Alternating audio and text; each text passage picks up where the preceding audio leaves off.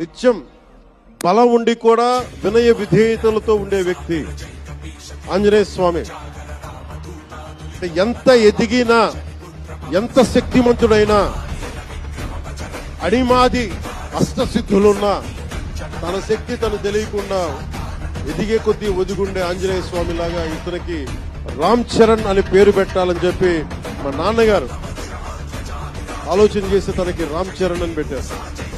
మేము చేసే పాత్ర ఒక గేమ్ చేంజింగ్ పాత్ర, కానీ నిజ జీవితంలో మీ అందరికీ తెలుసు, కేవలం ఏపీలోనే కాదు ఇండియన్ పాలిటిక్స్ కి ఉన్న ఏకైక నంబర్ 1 గేమ్ చేంజర్ ఇవాళ పవన్ కళ్యాణ్ గారే.